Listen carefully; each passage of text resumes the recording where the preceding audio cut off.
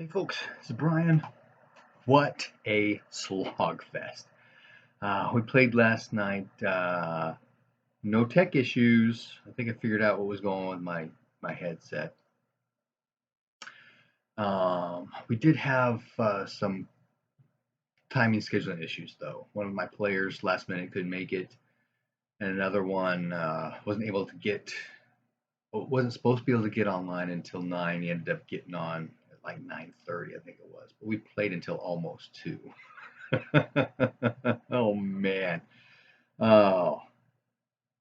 So while I was on at 8 with one of my players who plays a sorcerer, we did a lot of sorcery discussions, trying to refigure some of this stuff out. He's got that circle, I forgot what it's called, but there's a circle spell that you can cast and then hang spells on. It's like area protection kind of deal, right?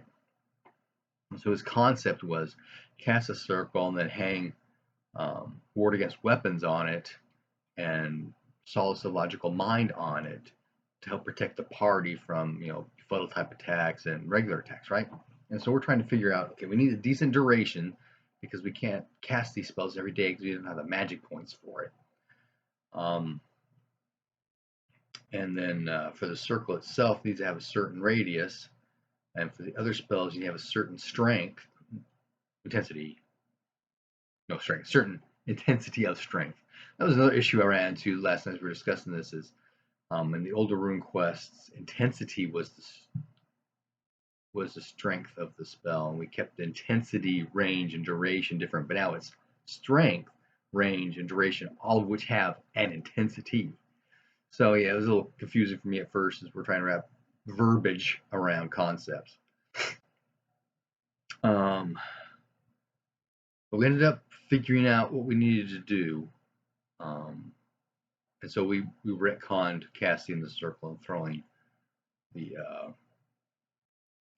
ward against weapons on. Now, he and I in general was sorcery and Runequest Roleplaying in Glorantha.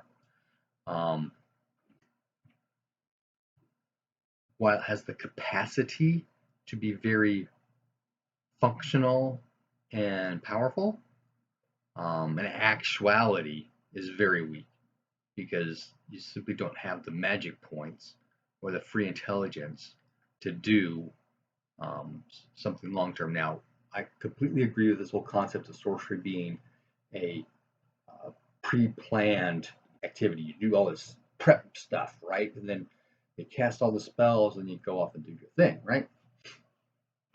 But the amount of magic points that are going to be consumed is just phenomenal. You've got to have all kinds of power storage crystals,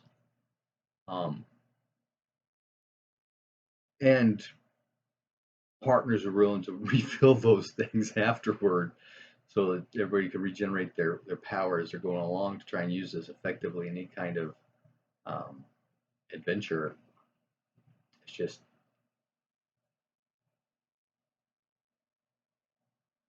almost non-functional.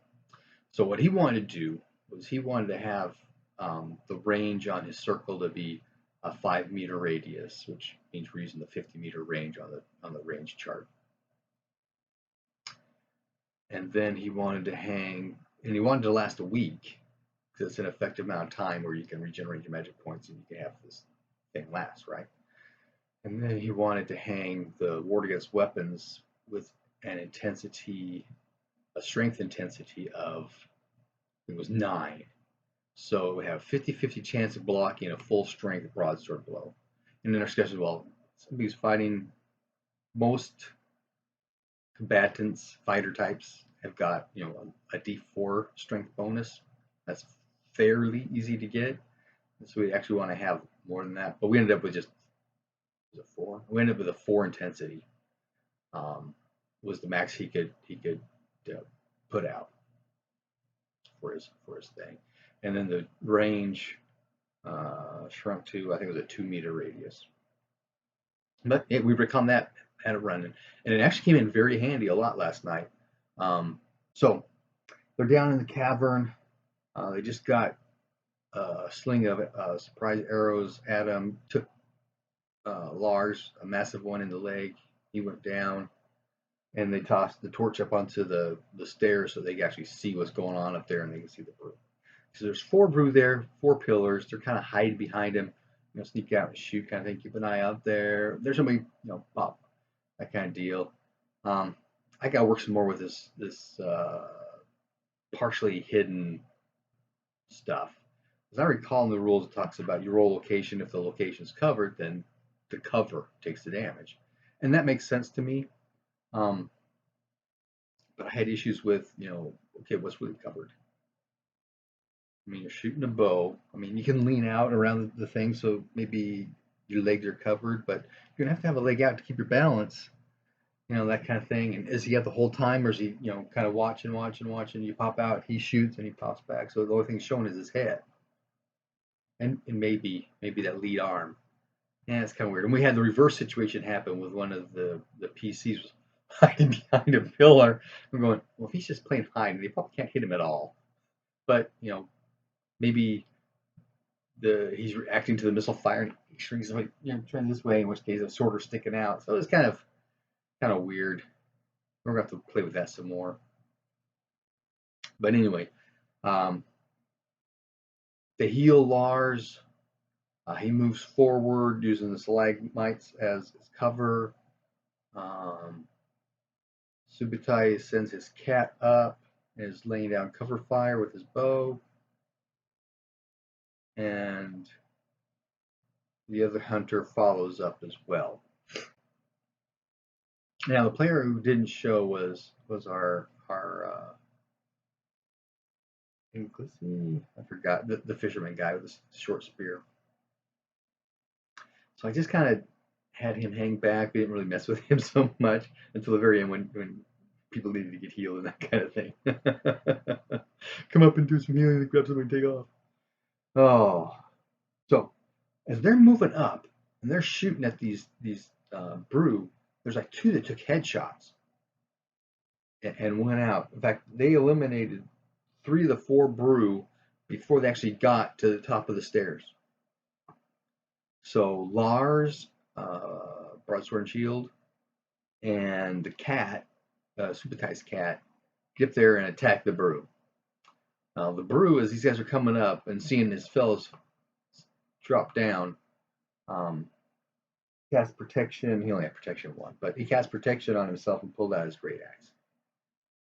He's kind of trapped in a corner between the pillars and the wall. One guy at the very beginning took off. So they killed 2 brew. One got wounded bad his arm, so he had to drop his bow. So he took off, and they hear some yelling in the background as they're coming to the stairs. So Lars and the cat are on the brew with the great axe.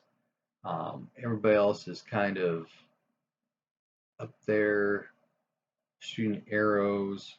Remember, right, Supertax gets up close, trying to do some kind of engagement thing that just weren't, the hexes weren't there to do that. So he ends up switching to his bow because out of the darkness come flying 4 arrows. There's a structure back there behind him, stairs going up, Doric pillars, some kind of cross piece at the top kind of thing, right? And they can kind of see a statue in the back. There's 8 pillars running down, like 4 on each side. Well, there are 8 brew up there behind those pillars. And so they look out and they see what's going on. 4 arrows fire. And the next round, those 4 guys in the back move forward. And so we've got 15, because one of the guys is slow. He only fires once around. But everybody else fires twice around. So we've got 15 arrows flying out of the temple to these guys every round. And a whole slew of them got warded by the ward against weapons. It was really kind of cool to see actually be functional. It was worth having up, because arrows, yeah, they average what 5 or 6. And the strength of the thing is 4, so 5 is what 45% chance of blocking it. That's still a significant chance of just blocking the arrows. You don't have to worry about taking armor damage and all that kind of stuff. But there are a couple of specials that came through and hit folks. And they were returning fire. I think just the first round. After that, they were taking so much damage or hiding behind pillars and trying to heal themselves.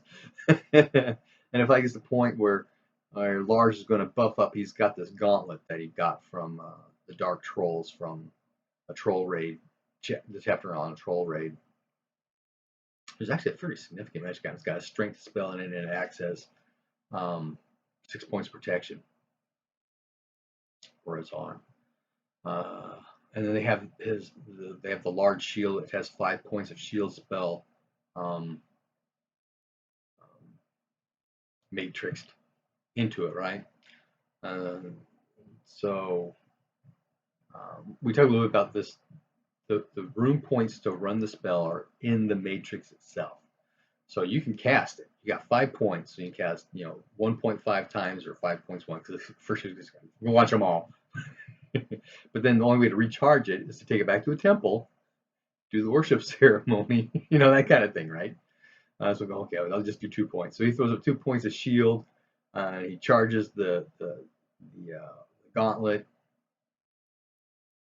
and he takes an arrow in the leg. It puts him down. In fact, he goes unconscious at that point. He is at negative hit points. And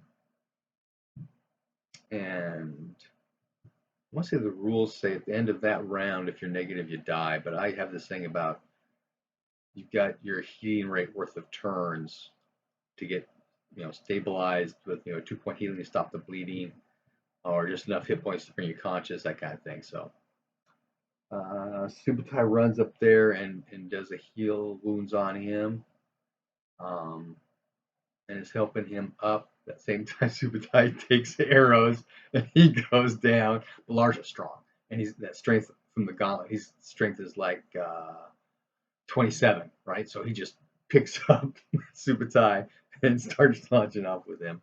At the same time, we have Hamlin, the fisher guy, come up because Hearth, the other hunter, keeps getting arrows into the arm that come, up there by that pillar. He goes down a couple times. So Hamlin comes up, grabs him, does a heal on him, and starts to take him off. At that point, we're talking about, hey, didn't we have healing potions? I had a card that had all the magic stuff that the cult gave them, but I can't find it anywhere.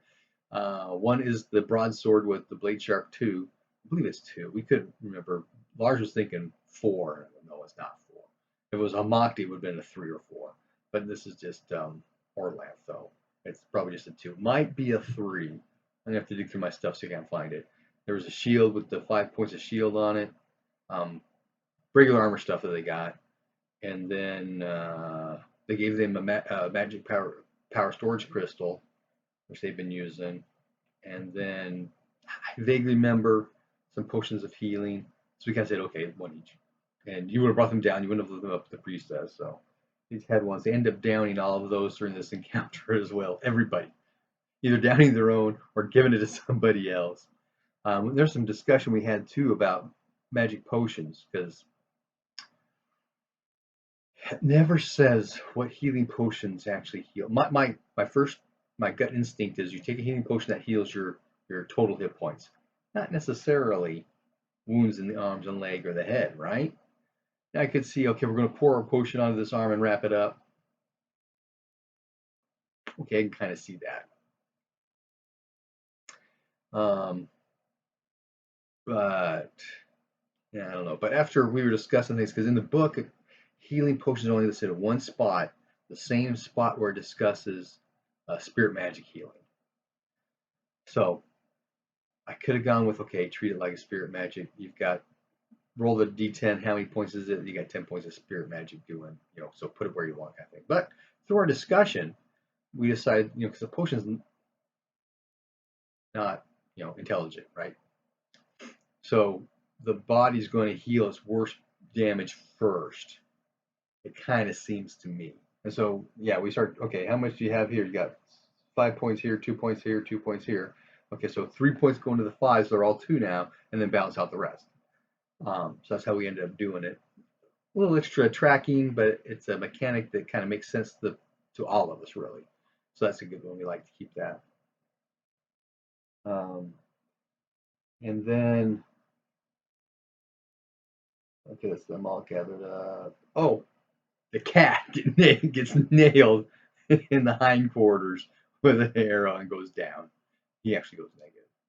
Um, so Lars doesn't want to leave the cat. I'm thinking the cat should be dead. The cat's got a healing rate of 2. If it went down this round, it's negative. Lars picks him up. That's first round, brings him down that second round. So unless that second round they do a healing spell on it right then, it's gonna be dead.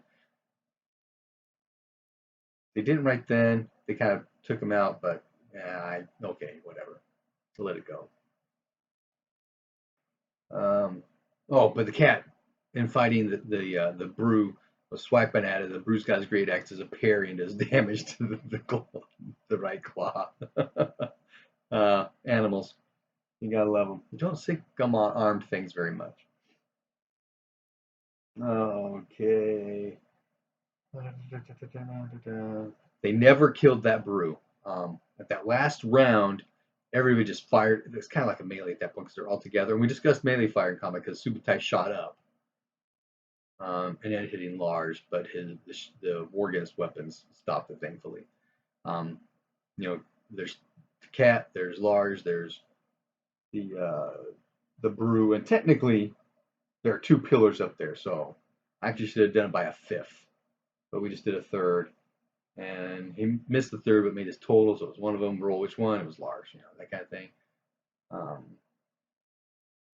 should have done those pillars as well. So it'd been a 5th, and then you have the pillars possibly taking an arrow. So the brew fire down into this. Lars goes up to get the cat, right? Okay, they can see that happening. Yeah, earlier on when the bad guys came forward, 2 of them tossed out their lanterns into these clay lantern pots, hit catch. So there's just these 2 flaming piles of oil out there, so everybody can see, right? And so they'll just fire, and one of them hit the brew in the arm, brought him down, so he had 1 hit point left, but he did not die. That entire combat, 1 brew kept the entire party pinned down. It was great. Oh, but as Lars goes back to get the cat, the brew in the back the brew in the temple are coming forward because they kind of see that the combat's ended, but then they shot this guy pops back up. So I said 4. I haven't made scan rolls. Make some scan rolls. Those who made their scan rolls saw him because he wanted him to reach up there, even though the cat was a full hex away. So that's 4 or 5 feet. So he had to actually get up there. So yeah, I made him a target. Could everybody have seen him? Probably. Now I think about it, but he's on the far side of the flames. But who knows? So the brewer coming down. The party is trying to get out of there, and Lars picks up the lantern from the ground as they're going by. They're going pretty slow. They're all like hopping together. Somebody's damaged the leg on both sets of party at this point. So I give them a movement of like 6. And they're trying to get away. As they go after they go up the stairs, Lars lights another torch and leaves it around the corner at the top of the stairs to help it look like to the brew if they're following up that they just around the corner kind of thing. The brew, in fact, are not going to follow them out of the chamber because this chamber is an intersection for 2 different groups. So I actually rolled after the combat was over to see if this other group became aware of it, was going to investigate what was going on. They didn't though. So one massive combat was designed to be 2, but sucked up all their magic points and some more rune points. So they're hurt pretty bad. They get to the surface. There was a encounter in the hallway with giant rats. That's a nuisance encounter. Well, I have my giant rats being a nuisance encounter that I take the mechanics from the fantasy trip. So you divided all the rats among all the PCs, and then the rats do 1 point of damage. Well, you roll d6s for each of them. 1, 2, or 3 means they hit, and you add all those together, and those are 1 point each against the legs, and then your arm protection that protects each round. So if you did 7 points of 7 rats bit on a plate leg, 6 point protection, then they take 1 point of damage. How the mechanic works, right? But they pull out torches and try. Oh, okay, that makes sense. They're not gonna, because torches do damage every round. The rats only have 1 hit point, so they're gonna stay out of the way of that. So I know, okay, you went through that one. Then they get to the surface, and then we do this whole discussion at the end of the scenario about, okay, we got 2 power storage crystals. We've got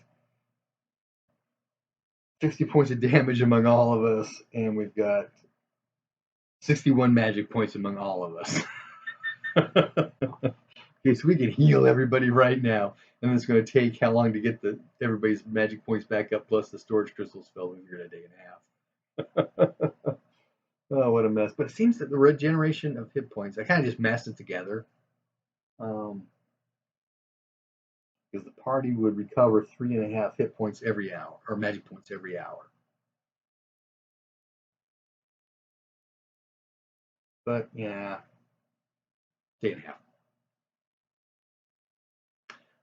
So we're asking about, okay, can we just go heal up our hit points or magic points? No, because there's going to be an encounter that night. I rolled to see, hey, is something going to happen? Oh, yes, something's going to happen. It'll be after they do the initial heal, so nobody's going to have any magic points. Well, that's not exactly true, because the priestess and her allied spirit will still have magic points left. Haven't rolled to see what the encounter is yet. It'll be interesting. They're in Trollwoods, so we'll see what happens. Anyway, 22 minutes. That's more than long enough. Happy gaming.